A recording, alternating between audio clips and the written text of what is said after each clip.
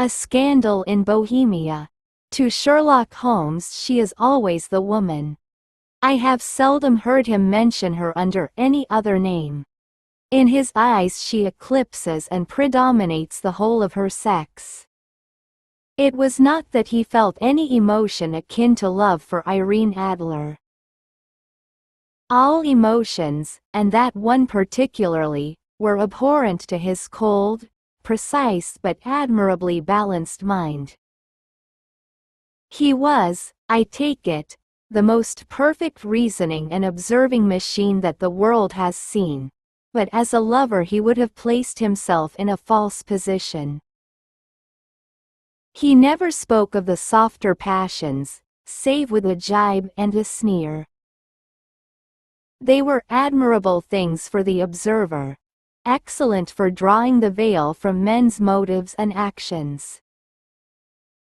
But for the trained reasoner to admit such intrusions into his own delicate and finely adjusted temperament was to introduce a distracting factor which might throw a doubt upon all his mental results. Grit in a sensitive instrument, or a crack in one of his own high-power lenses, would not be more disturbing than a strong emotion in a nature such as his. And yet there was but one woman to him, and that woman was the late Irene Adler, of dubious and questionable memory. I had seen little of Holmes lately. My marriage had drifted us away from each other. My own complete happiness, and the home-centered interests which rise up around the man who first finds himself master of his own establishment, were sufficient to absorb all my attention, while Holmes, who loathed every form of society with his whole Bohemian soul, remained in our lodgings in Baker Street, buried among his old books, and alternating from week to week between cocaine and ambition, the drowsiness of the drug, and the fierce energy of his own keen nature. He was still, as ever, deeply attracted by the study of crime, and occupied his immense faculties and extraordinary powers of observation in following out those clues, and clearing up those mysteries which had been abandoned as hopeless by the official police. From time to time I heard some vague account of his doings, of his summons to Odessa in the case of the Trepov murder, of his clearing up of the singular tragedy of the Atkinson brothers at Trincomalee, and finally of the mission which he had accomplished so delicately and successfully for the reigning family of Holland. Beyond these signs of his activity, however, which I merely shared with all the readers of the daily press, I knew little of my former friend and companion.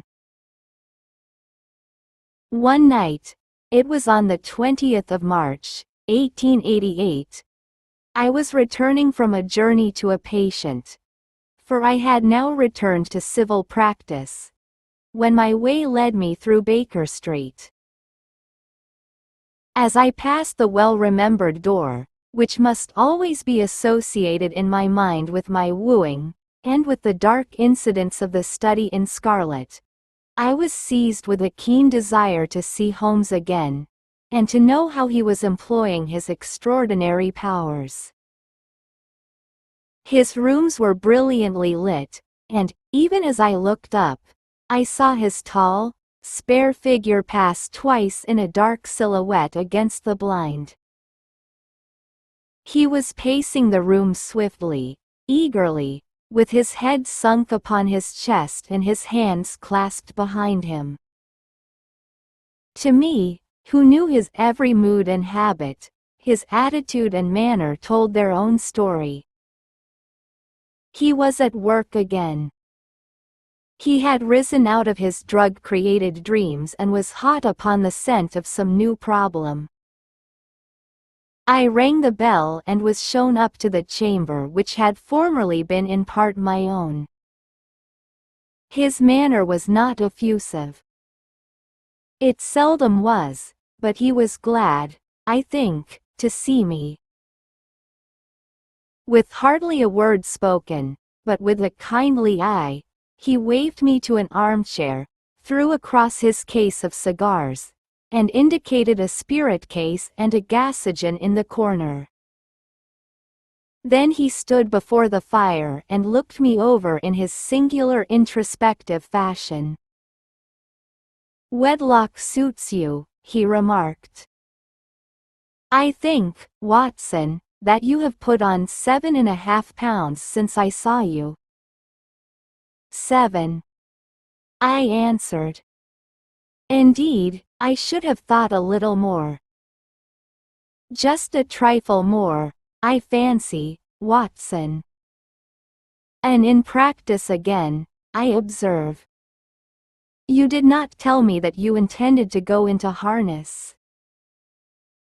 "Then, how do you know?" "I see it, I deduce it." "How do I know that you have been getting yourself very wet lately, and that you have a most clumsy and careless servant girl?" "My dear Holmes," said I, "this is too much. You would certainly have been burned, had you lived a few centuries ago. It is true that I had a country walk on Thursday and came home in a dreadful mess, but as I have changed my clothes I can't imagine how you deduce it. As to Mary Jane, she is incorrigible, and my wife has given her notice, but there, again, I fail to see how you work it out." He chuckled to himself and rubbed his long, nervous hands together. "It is simplicity itself," said he. "My eyes tell me that on the inside of your left shoe, just where the firelight strikes it, the leather is scored by 6 almost parallel cuts. Obviously they have been caused by someone who has very carelessly scraped round the edges of the sole in order to remove crusted mud from it. Hence, you see, my double deduction that you had been out in vile weather, and that you had a particularly malignant boot-slitting specimen of the London slavey. As to your practice, if a gentleman walks into my room smelling of iodoform, with a black mark of nitrate of silver upon his right forefinger, and a bulge on the right side of his top hat to show where he has secreted his stethoscope, I must be dull, indeed, if I do not pronounce him to be an active member of the medical profession." I could not help laughing at the ease with which he explained his process of deduction. "When I hear you give your reasons," I remarked, "the thing always appears to me to be so ridiculously simple that I could easily do it myself. Though at each successive instance of your reasoning I am baffled until you explain your process. And yet I believe that my eyes are as good as yours."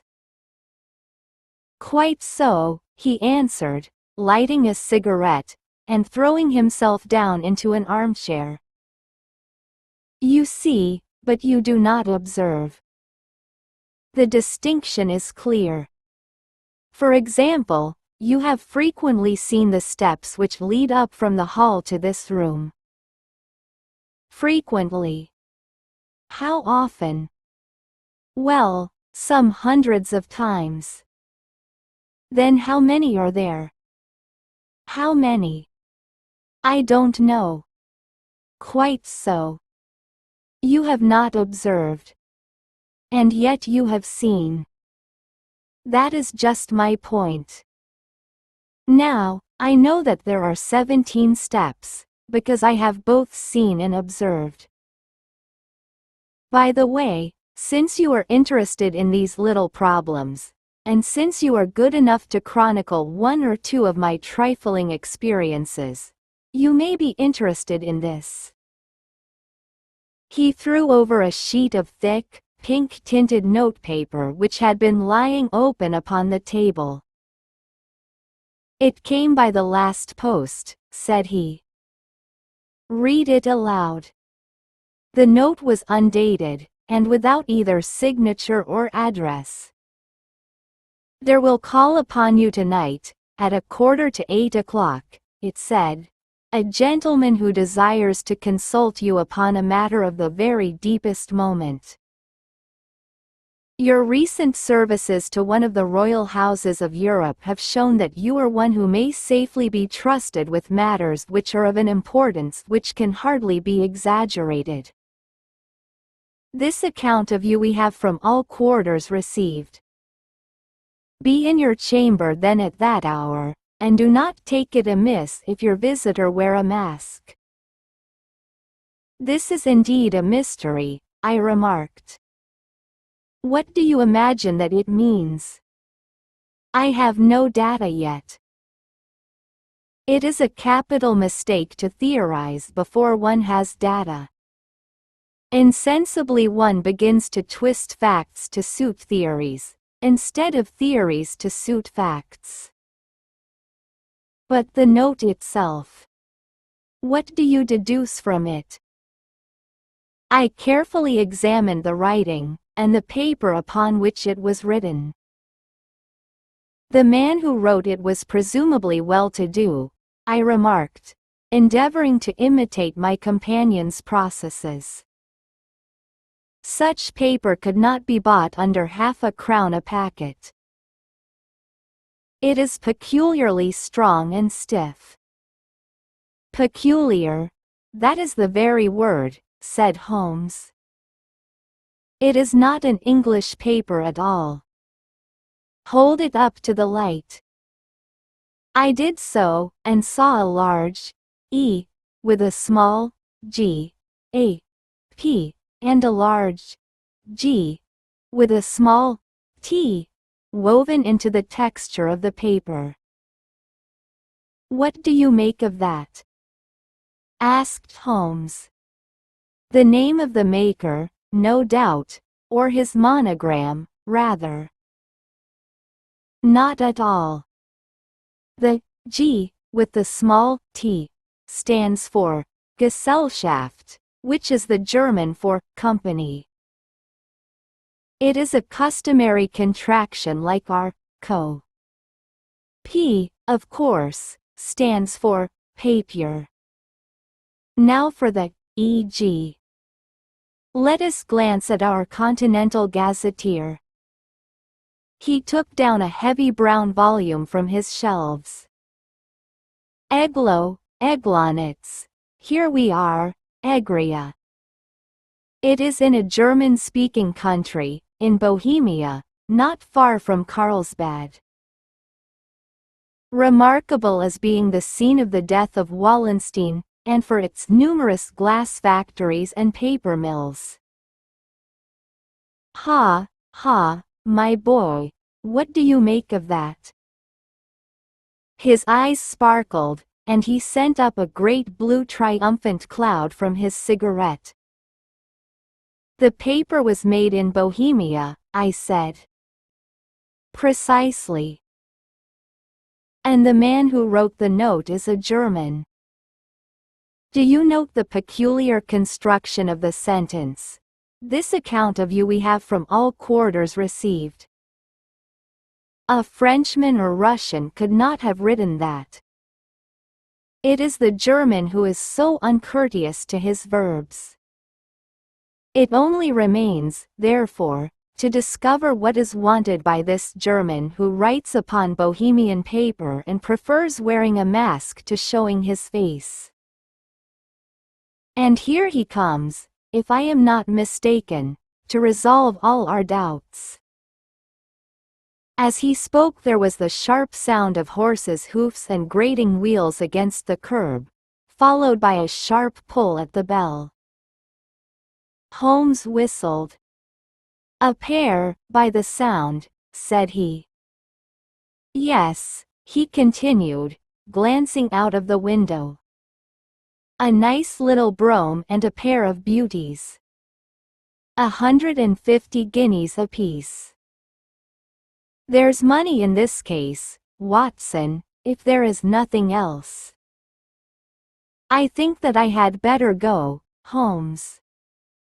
Not a bit, Doctor. Stay where you are. I am lost without my Boswell. And this promises to be interesting. It would be a pity to miss it. But your client, never mind him. I may want your help, and so may he. Here he comes. Sit down in that armchair, doctor, and give us your best attention.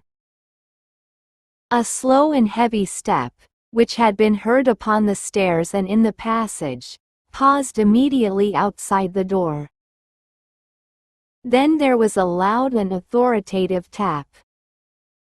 "Come in," said Holmes. A man entered who could hardly have been less than 6 feet 6 inches in height, with the chest and limbs of a Hercules. His dress was rich with a richness which would, in England, be looked upon as akin to bad taste.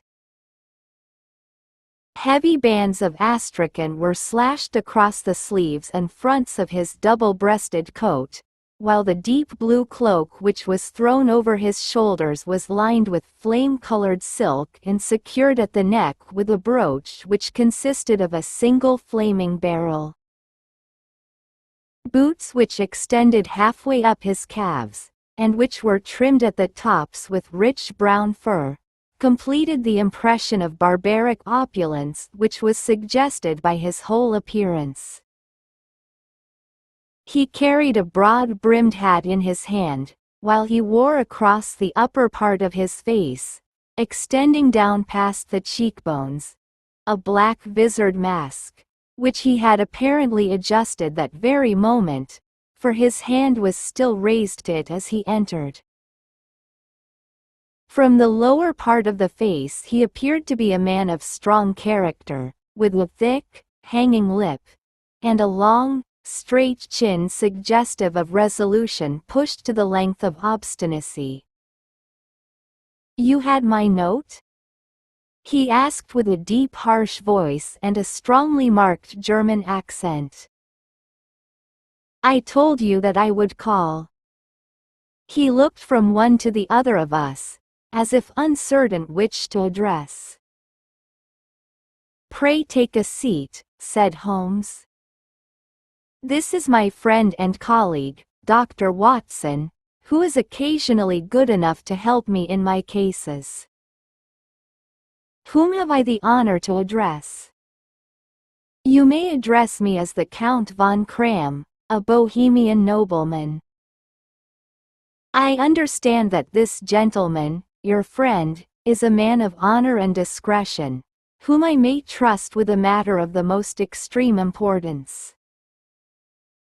If not, I should much prefer to communicate with you alone." I rose to go, but Holmes caught me by the wrist and pushed me back into my chair. "It is both, or none," said he. "You may say before this gentleman anything which you may say to me."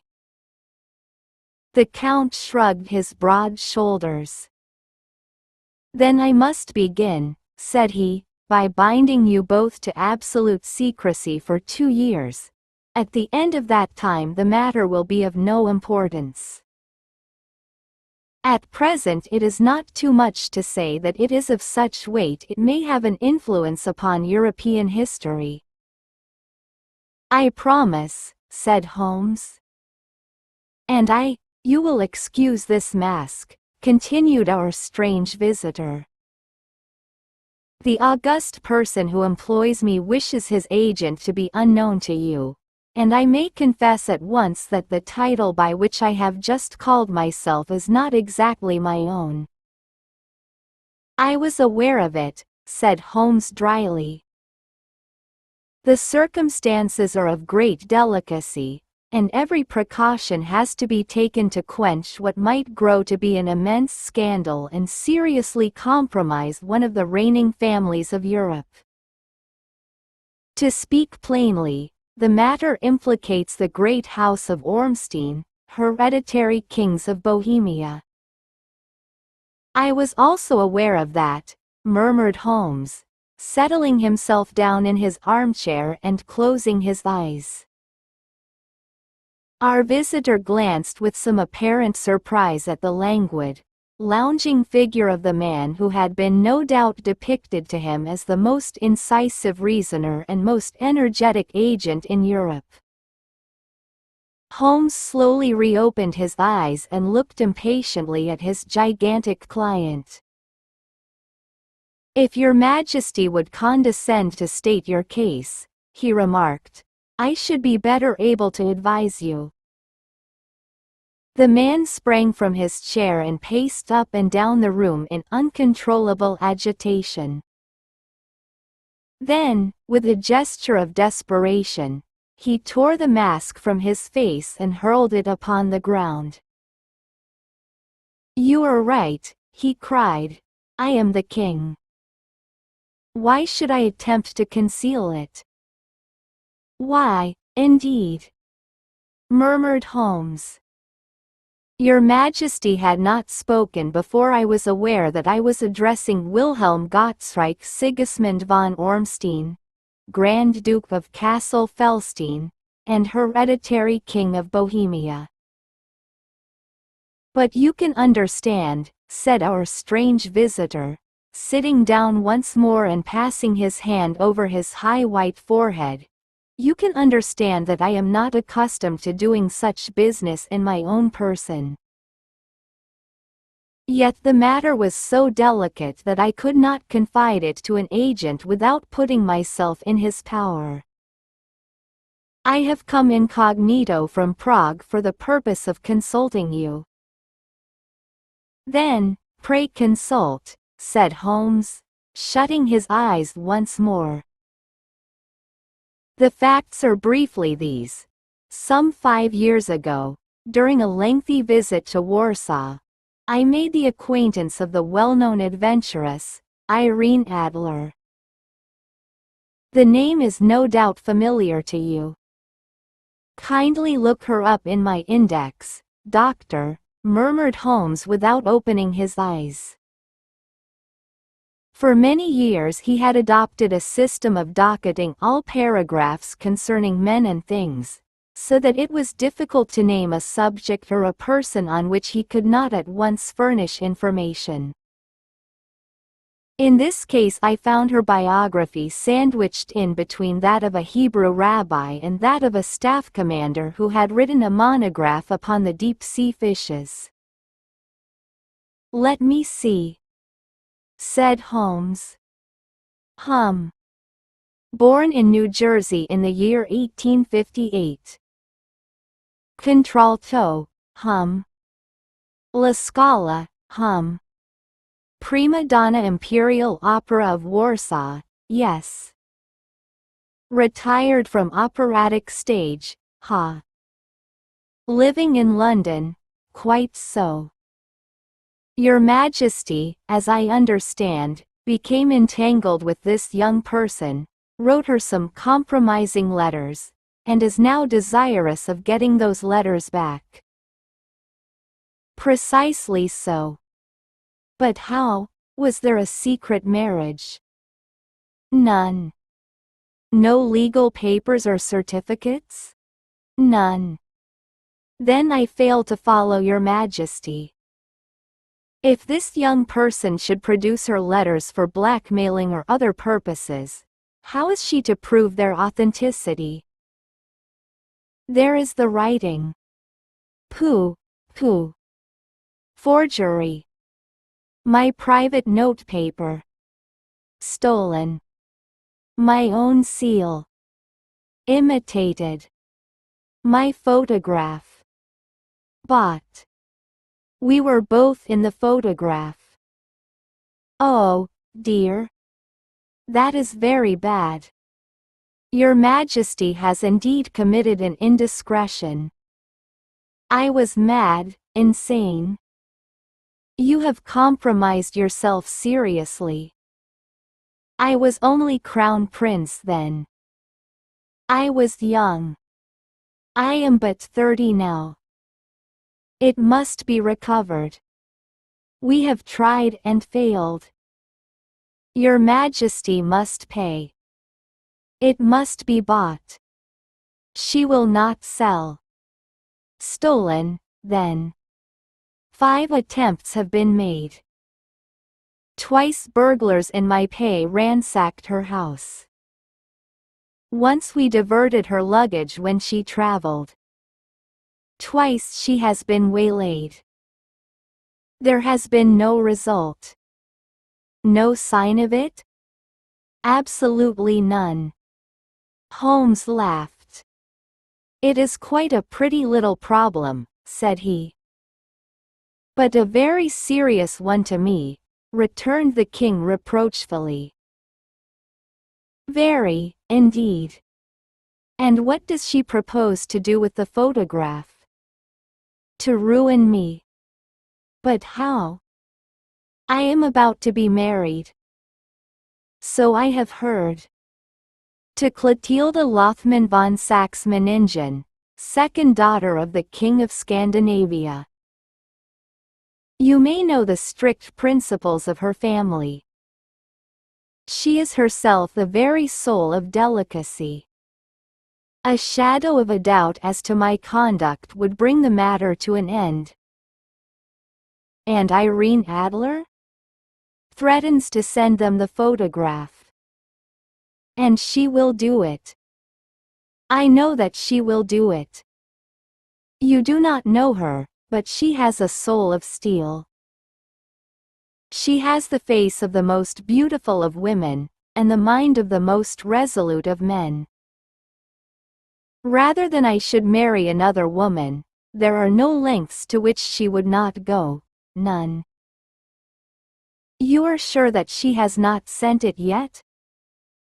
I am sure. And why?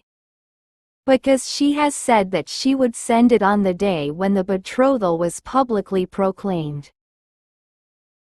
That will be next Monday. Oh, then we have 3 days yet, said Holmes with a yawn. That is very fortunate, as I have 1 or 2 matters of importance to look into just at present. Your Majesty will, of course, stay in London for the present? Certainly.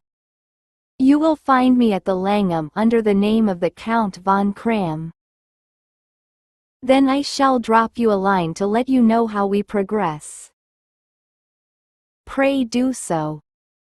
I shall be all anxiety. Then, as to money? You have carte blanche. Absolutely? I tell you that I would give one of the provinces of my kingdom to have that photograph. And for present expenses? The king took a heavy chamois leather bag from under his cloak and laid it on the table. There are £300 in gold and 700 in notes, he said. Holmes scribbled a receipt upon a sheet of his notebook and handed it to him. And Mademoiselle's address? He asked. As Bryony Lodge, Serpentine Avenue, St. John's Wood. Holmes took a note of it. One other question, said he. Was the photograph a cabinet? It was. Then, good night, Your Majesty, and I trust that we shall soon have some good news for you. And good night, Watson, he added, as the wheels of the royal brougham rolled down the street. If you will be good enough to call tomorrow afternoon at 3 o'clock, I should like to chat this little matter over with you. 2. At 3 o'clock precisely I was at Baker Street, but Holmes had not yet returned. The landlady informed me that he had left the house shortly after 8 o'clock in the morning. I sat down beside the fire, however, with the intention of awaiting him, however long he might be. I was already deeply interested in his inquiry, for, though it was surrounded by none of the grim and strange features which were associated with the 2 crimes which I have already recorded, still, The nature of the case and the exalted station of his client gave it a character of its own. Indeed, apart from the nature of the investigation which my friend had on hand, there was something in his masterly grasp of a situation, and his keen, incisive reasoning, which made it a pleasure to me to study his system of work, and to follow the quick, subtle methods by which he disentangled the most inextricable mysteries. So accustomed was I to his invariable success that the very possibility of his failing had ceased to enter into my head. It was close upon 4 before the door opened, and a drunken-looking groom, ill-kempt and side-whiskered, with an inflamed face and disreputable clothes, walked into the room. Accustomed as I was to my friend's amazing powers in the use of disguises, I had to look 3 times before I was certain that it was indeed he. With a nod he vanished into the bedroom, whence he emerged in 5 minutes tweed-suited and respectable, as of old. Putting his hands into his pockets, he stretched out his legs in front of the fire and laughed heartily for some minutes. "Well, really," he cried, and then he choked and laughed again until he was obliged to lie back, limp and helpless, in the chair. "What is it? It's quite too funny. I am sure you could never guess how I employed my morning, or what I ended by doing." "I can't imagine. I suppose that you have been watching the habits, and perhaps the house, of Miss Irene Adler." "Quite so, but the sequel was rather unusual. I will tell you, however. I left the house a little after 8 o'clock this morning in the character of a groom out of work. There is a wonderful sympathy and freemasonry among horsey men. Be one of them, and you will know all that there is to know. I soon found Briony Lodge. It is a bijou villa, with a garden at the back, but built out in front right up to the road, 2 stories. Chubb lock to the door.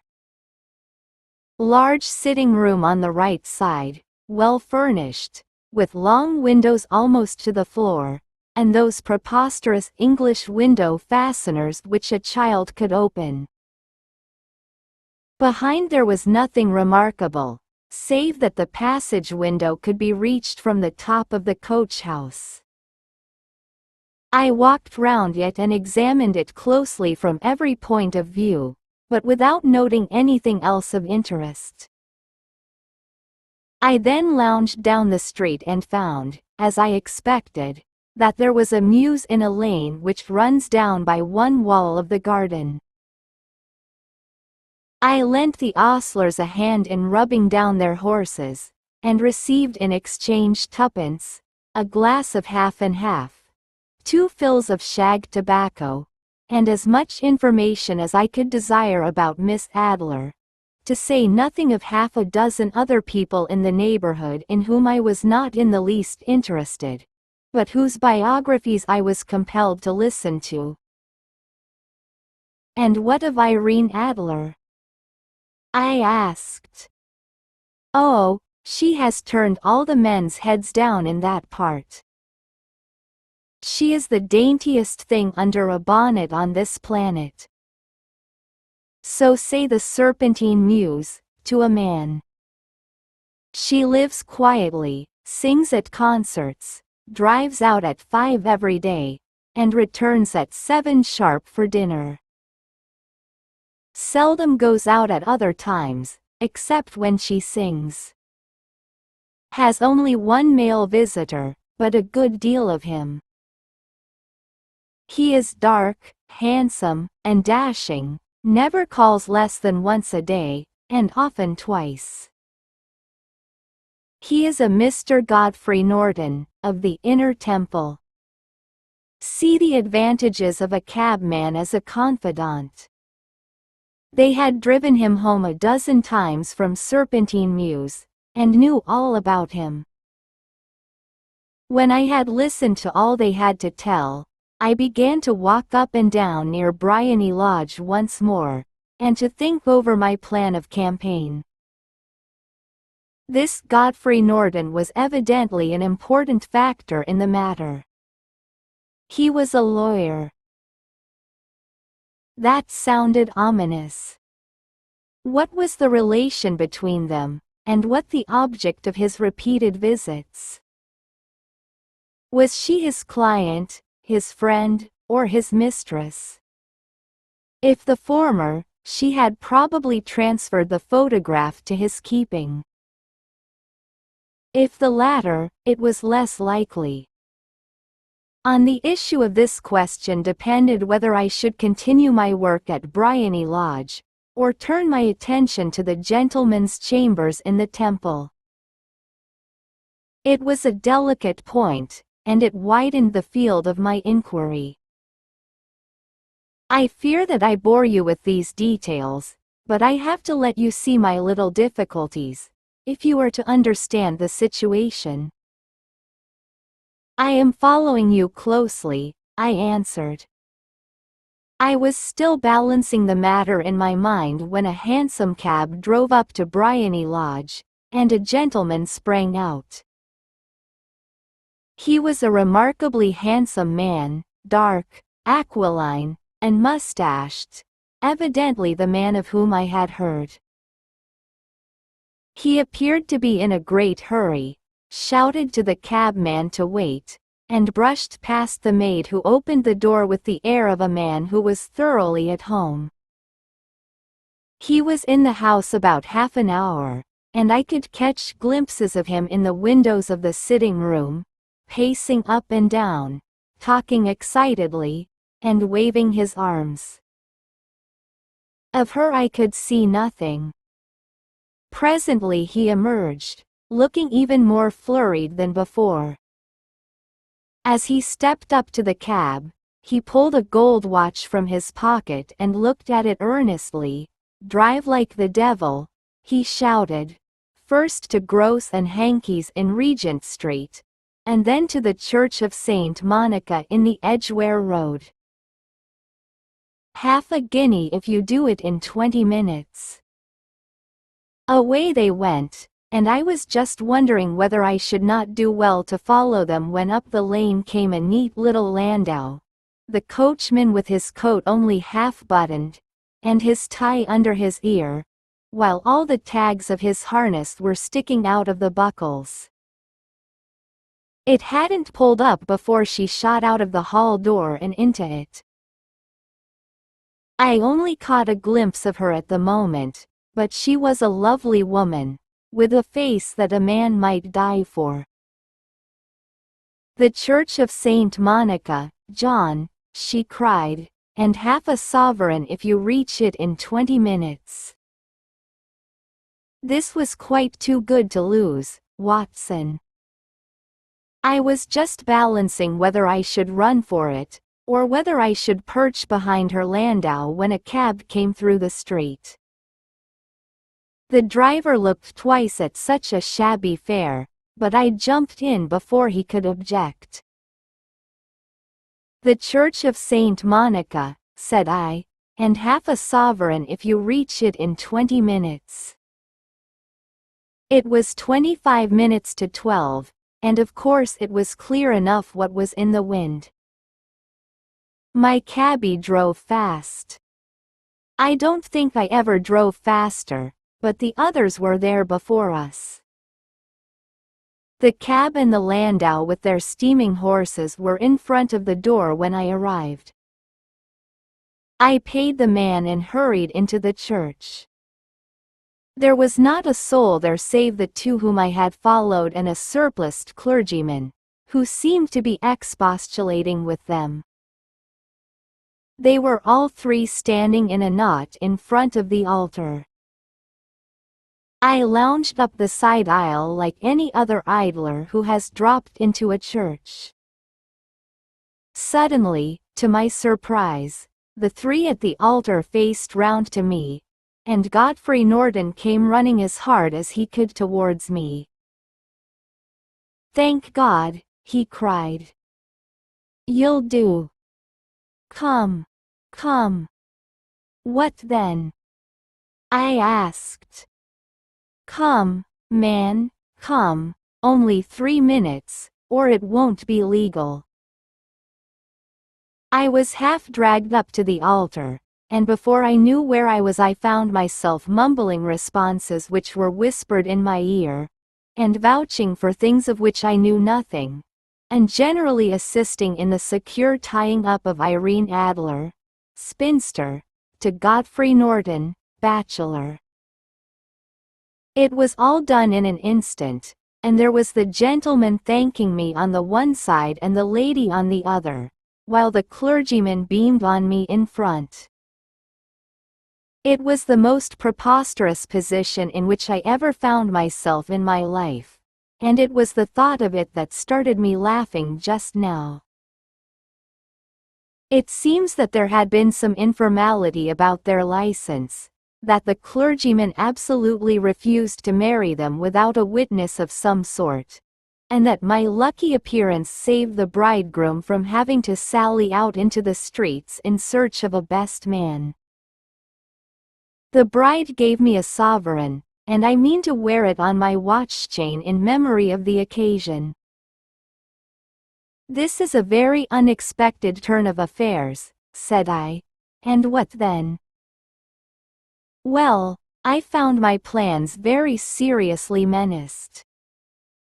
It looked as if the pair might take an immediate departure, and so necessitate very prompt and energetic measures on my part. At the church door, however, they separated, he driving back to the temple, and she to her own house. "I shall drive out in the park at 5 as usual," she said as she left him.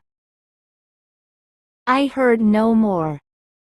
They drove away in different directions, and I went off to make my own arrangements. "Which are?" "Some cold beef and a glass of beer," he answered, ringing the bell. "I have been too busy to think of food, and I am likely to be busier still this evening. By the way, Doctor, I shall want your cooperation." "I shall be delighted." "You don't mind breaking the law?" "Not in the least." "Nor running a chance of arrest?" "Not in a good cause." "Oh, the cause is excellent. Then I am your man. I was sure that I might rely on you. But what is it you wish?" "When Mrs. Turner has brought in the tray I will make it clear to you." "Now," he said as he turned hungrily on the simple fare that our landlady had provided, "I must discuss it while I eat, for I have not much time. It is nearly 5 now. In 2 hours we must be on the scene of action. Miss Irene, or Madam, rather, returns from her drive at 7. We must be at Bryony Lodge to meet her." "And what then?" "You must leave that to me. I have already arranged what is to occur. There is only one point on which I must insist. You must not interfere, come what may. You understand? I am to be neutral? To do nothing whatever. There will probably be some small unpleasantness. Do not join in it. It will end in my being conveyed into the house. 4 or 5 minutes afterwards the sitting-room window will open. You are to station yourself close to that open window." "Yes." "You are to watch me, for I will be visible to you." "Yes." "And when I raise my hand, so, you will throw into the room what I give you to throw, and will, at the same time, raise the cry of fire. You quite follow me? Entirely. It is nothing very formidable, he said, taking a long cigar-shaped roll from his pocket. It is an ordinary plumber's smoke rocket, fitted with a cap at either end to make it self-lighting. Your task is confined to that. When you raise your cry of fire, it will be taken up by quite a number of people. You may then walk to the end of the street, and I will rejoin you in 10 minutes. I hope that I have made myself clear. I am to remain neutral, to get near the window, to watch you, and at the signal to throw in this object, then to raise the cry of fire, and to wait you at the corner of the street. Precisely. Then you may entirely rely on me. That is excellent. I think, perhaps, it is almost time that I prepare for the new role I have to play. He disappeared into his bedroom and returned in a few minutes in the character of an amiable and simple-minded nonconformist clergyman. His broad black hat, his baggy trousers, his white tie, his sympathetic smile, and general look of peering and benevolent curiosity were such as Mr. John Hare alone could have equaled. It was not merely that Holmes changed his costume. His expression, his manner, his very soul seemed to vary with every fresh part that he assumed. The stage lost a fine actor, even as science lost an acute reasoner, when he became a specialist in crime. It was 6:15 when we left Baker Street, and it still wanted 10 minutes to the hour when we found ourselves in Serpentine Avenue. It was already dusk, and the lamps were just being lighted as we paced up and down in front of Briony Lodge, waiting for the coming of its occupant. The house was just such as I had pictured it from Sherlock Holmes' succinct description, but the locality appeared to be less private than I expected. On the contrary, for a small street in a quiet neighborhood, it was remarkably animated. There was a group of shabbily dressed men smoking and laughing in a corner, a scissors grinder with his wheel, 2 guardsmen who were flirting with a nurse girl, and several well-dressed young men who were lounging up and down with cigars in their mouths. You see, remarked Holmes, as we paced to and fro in front of the house, this marriage rather simplifies matters. The photograph becomes a double-edged weapon now. The chances are that she would be as averse to its being seen by Mr. Godfrey Norton, as our client is to its coming to the eyes of his princess. Now the question is, where are we to find the photograph? Where, indeed? It is most unlikely that she carries it about with her. It is cabinet size. Too large for easy concealment about a woman's dress. She knows that the king is capable of having her waylaid and searched. 2 attempts of the sort have already been made. We may take it, then, that she does not carry it about with her. Where, then? Her banker or her lawyer. There is that double possibility. But I am inclined to think neither. Women are naturally secretive, and they like to do their own secreting. Why should she hand it over to anyone else? She could trust her own guardianship, but she could not tell what indirect or political influence might be brought to bear upon a businessman. Besides, remember that she had resolved to use it within a few days. It must be where she can lay her hands upon it. It must be in her own house. But it has twice been burgled. Pshaw. They did not know how to look. But how will you look? I will not look. What then? I will get her to show me. But she will refuse. She will not be able to. But I hear the rumble of wheels. It is her carriage. Now carry out my orders to the letter. As he spoke, the gleam of the side lights of a carriage came round the curve of the avenue. It was a smart little landau which rattled up to the door of Bryony Lodge. As it pulled up, one of the loafing men at the corner dashed forward to open the door in the hope of earning a copper, but was elbowed away by another loafer, who had rushed up with the same intention. A fierce quarrel broke out, which was increased by the two guardsmen, who took sides with one of the loungers, and by the scissors grinder, who was equally hot upon the other side. A blow was struck, and in an instant the lady, who had stepped from her carriage, was the center of a little knot of flushed and struggling men, who struck savagely at each other with their fists and sticks. Holmes dashed into the crowd to protect the lady, but, just as he reached her, he gave a cry and dropped to the ground, with the blood running freely down his face. At his fall the guardsmen took to their heels in one direction and the loungers in the other, while a number of better dressed people, who had watched the scuffle without taking part in it, crowded in to help the lady and to attend to the injured man.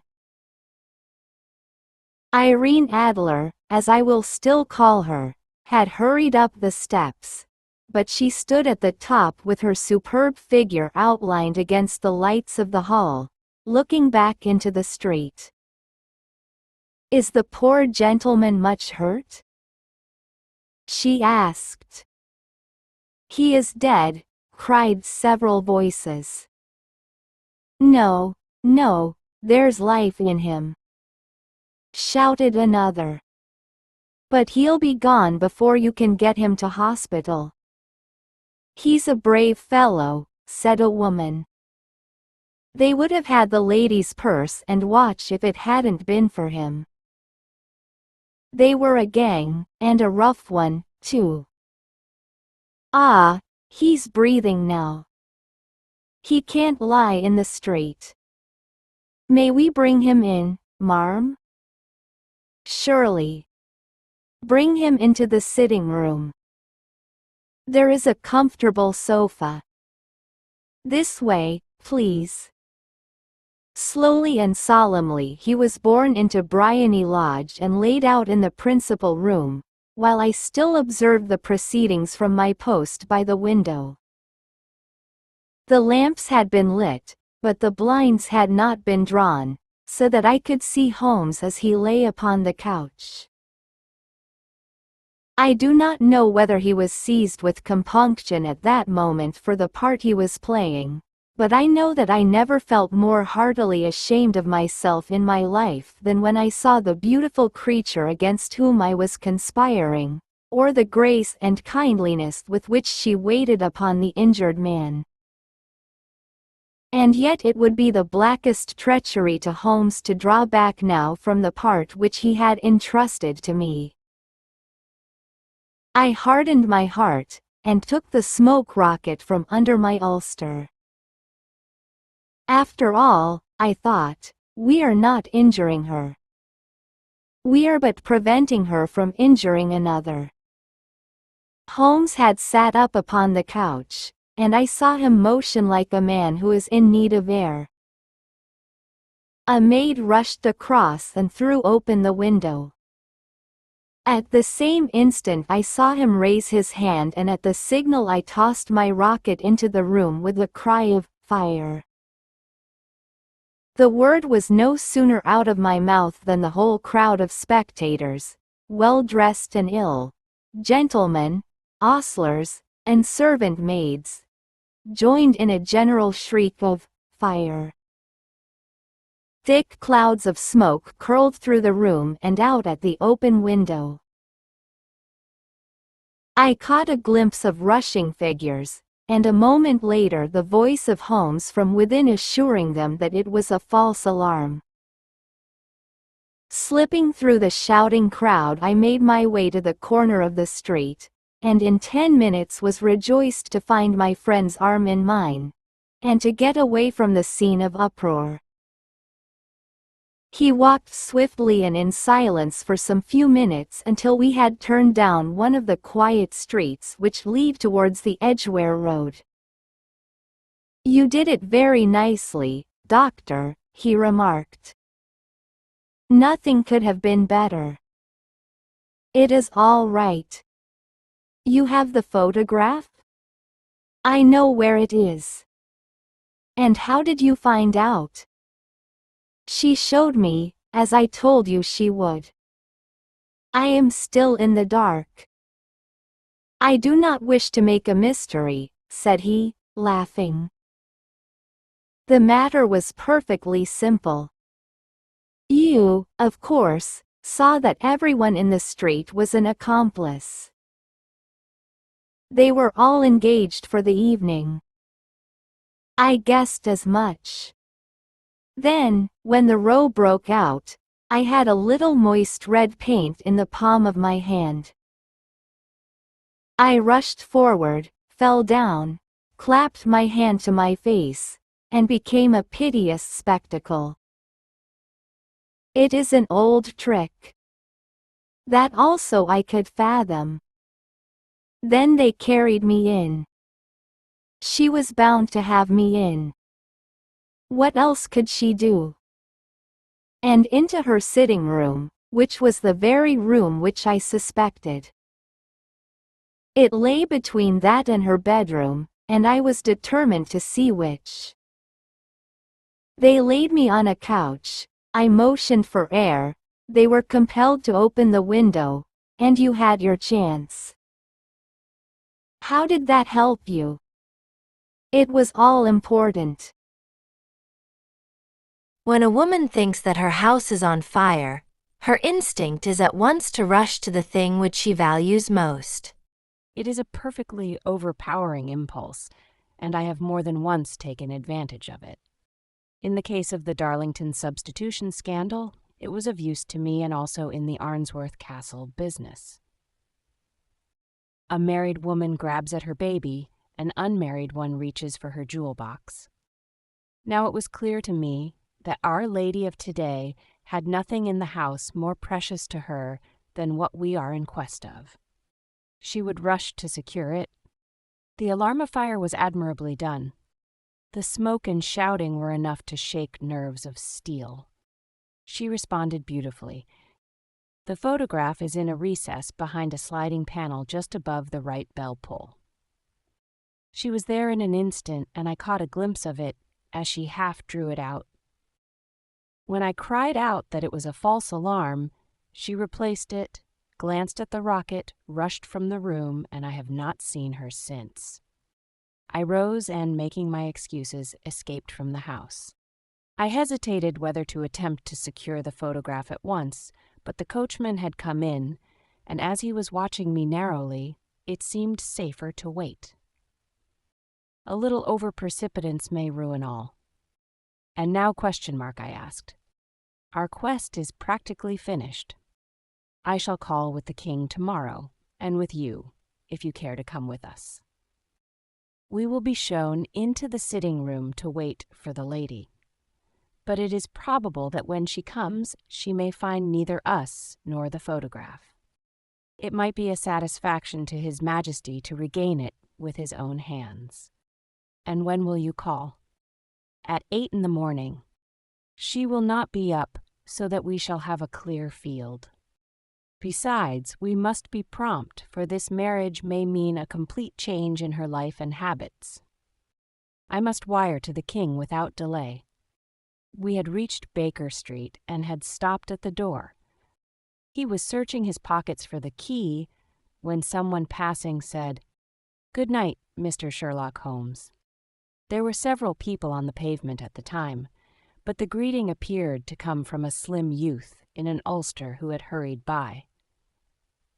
"I have heard that voice before," said Holmes, staring down the dimly lit street. "Now I wonder who the deuce that could have been."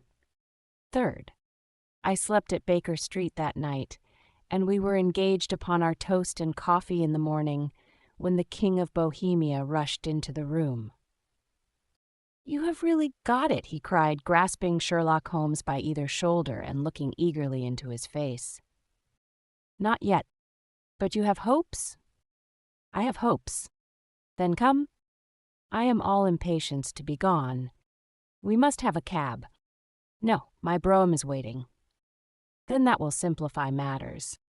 We descended and started off once more for Briony Lodge. "Irene Adler is married," remarked Holmes. "Married? When?" "Yesterday." "But to whom?"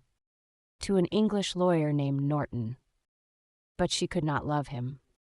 "I am in hopes that she does." "And why in hopes?" "Because it would spare your Majesty all fear of future annoyance. If the lady loves her husband, she does not love your Majesty. If she does not love your Majesty, there is no reason why she should interfere with your Majesty's plan." "It is true.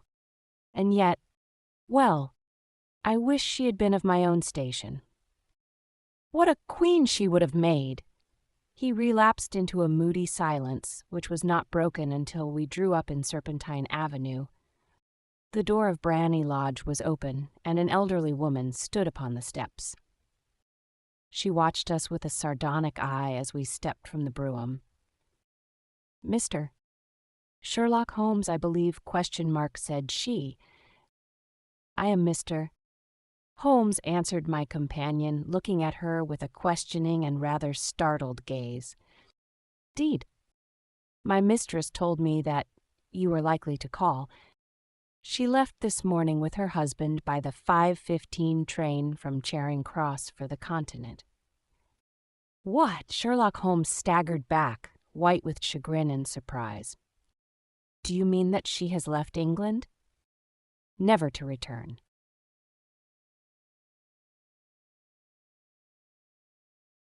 "And the papers?" asked the king hoarsely. "All is lost? We shall see." He pushed past the servant and rushed into the drawing-room, followed by the king and myself. The furniture was scattered about in every direction, with dismantled shelves and open drawers, as if the lady had hurriedly ransacked them before her flight. Holmes rushed at the bell-pull, tore back a small sliding shutter, and plunging in his hand, pulled out a photograph and a letter. The photograph was of Irene Adler herself in evening dress. The letter was superscribed to Sherlock Holmes, Esquire.